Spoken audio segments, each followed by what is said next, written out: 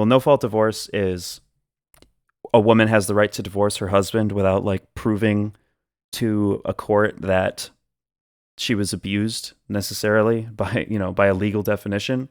That was only legalized like federally or in all states in 2010. So up until 2010, there were still women out there who legally could not be divorced from their husbands because their husbands didn't consent to their divorce, which is absolutely atrocious. That is so many things. There's so many adjectives, so many demonetizable adjectives I could use to describe the experience of these women who are forced into a fucking marriage. It's awful. I believe you should be able to divorce anyone for whatever fucking reason. If you truly do not want to be in a relationship with somebody, you don't have to. There's no circumstance where you are obligated to remain in a relationship with somebody. Unless we're talking about like your child. Like obviously you kind of have to stay in your kid's life. But or like there's stuff like where I do believe people are obligated to stay with their terminally ill partners. This is mostly a male issue where men, like, their wife has cancer and men are like, ugh, you look ugly without hair. Bye. I think that like I truly believe you're morally obligated to stick around. But I truly believe that anybody who would leave their woman, why did I say their woman, their wife, if anyone who would leave their significant other over something stupid like that, like it's going to be overall better in the long run. Yeah. But then again, if you're terminally ill, then like Jesus Christ, I can't even imagine that. Yeah. Like I don't believe fucking like you saw this. Actually, never mind. I was gonna spoil Breaking Bad. I'm not gonna do that. This is a major theme in like season 2 and 3 of Breaking Bad. Okay, I've watched a lot of season 2 and 3, but Skyler did nothing wrong. No, she did absolutely nothing wrong. She did not cheat on him. She had every right for him to be away from her. I think she's a little bit judgmental. You know, what I'm saying is she comes off as a very conservative woman who has stronger reactions to like certain things. Her reaction to marijuana, for example, like she was like devastated. Yeah. She was like devastated that Walt was like the very thought of Walt smoking marijuana, like obviously.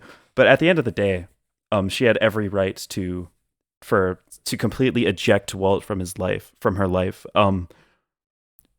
When earlier on, like before she knew like the very explicit details of what he did, I think it was kind of wrong of her to withhold her children from seeing their father because he didn't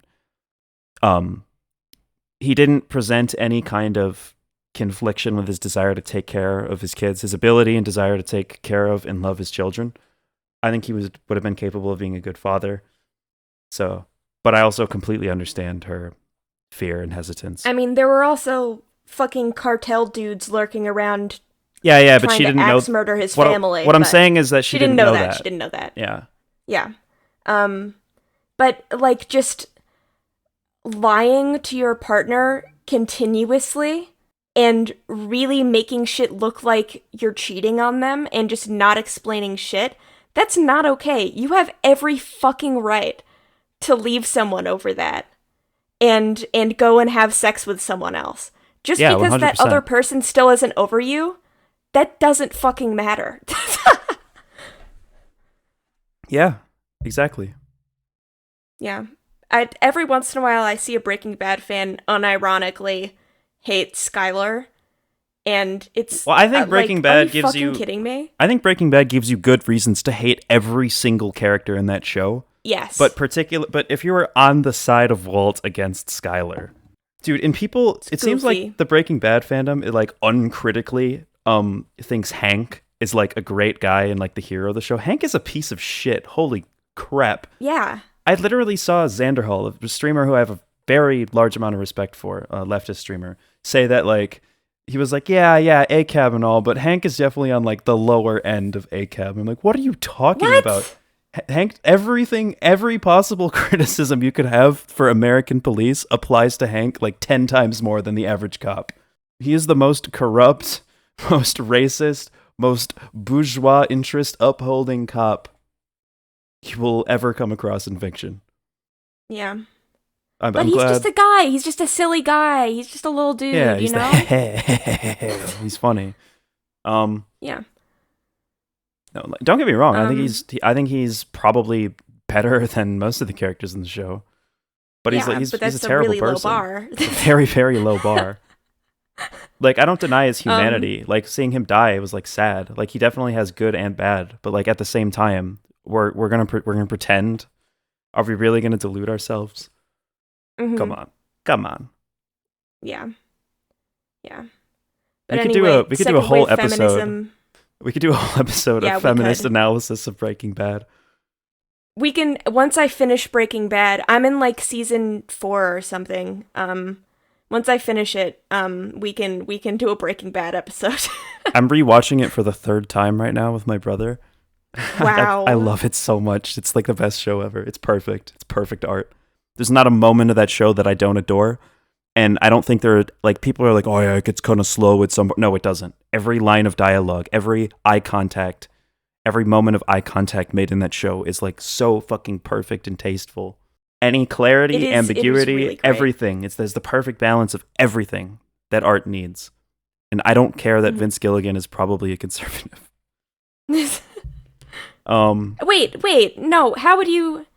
okay, we're getting completely sidetracked talking about Breaking Bad, but the whole fucking cancer treatment thing, the whole motivation of Walt turning to making meth, that is objectively a left-leaning take.